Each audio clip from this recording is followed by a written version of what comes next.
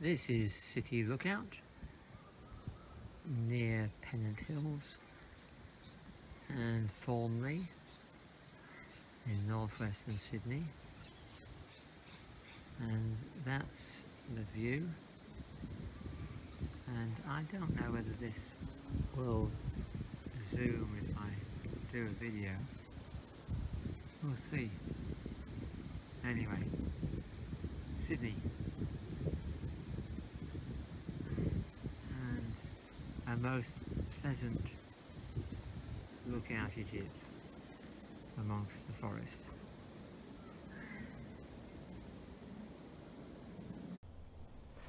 Hello, this is Jim 12s again, and today I want to talk about critical thinking, and coupled with my article about critical theory and critical thinking that's appeared this week on the Canberra Declaration. The first thing I'd like to say is that I think as society we've been conditioned to think that being critical is bad, that we're being antisocial, we're being rude, and therefore if we're trying to do the best thing and be the best person that we can be, so any sense of being critical, I think, can come across as that's not what we should be doing really. We should be supportive. But I think it's important that we are balanced and we can be critical without being rude. A wee bit windy. Now, in my article I've made a huge leap between critical theory and what's happening in Victoria under the Labour government of Daniel Andrews. I wonder how many of us can see that connection between critical theory and its roots in communism, in Marxism, in total opposition to capitalism. Are we really content to see capitalism as the devil, as something to be defeated at all costs?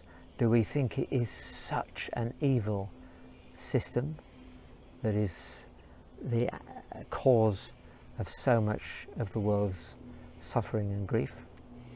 Because that's what critical theory is suggesting.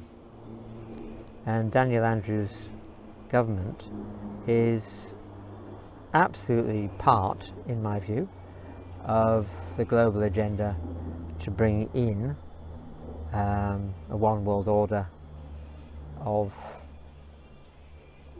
overthrowing capitalism and the Western way and the Hebrew and Christian cultures to boot. If you look at the mainstream media coverage of the election in Victoria, you'll notice that all they seem to talk about is the simple binary of Labour versus Liberal. Who's going to make it? It's a really close call. The polls say that Labour are going to get over the line, but only just. That's all they say. They rarely mention any other parties. They're an irrelevance. So what about those who can't agree with both Labour and Liberal? I'll leave that with you. A last point today on this video is I've been listening to the mainstream media and the adjectives used: horrific, sensational, exceptional.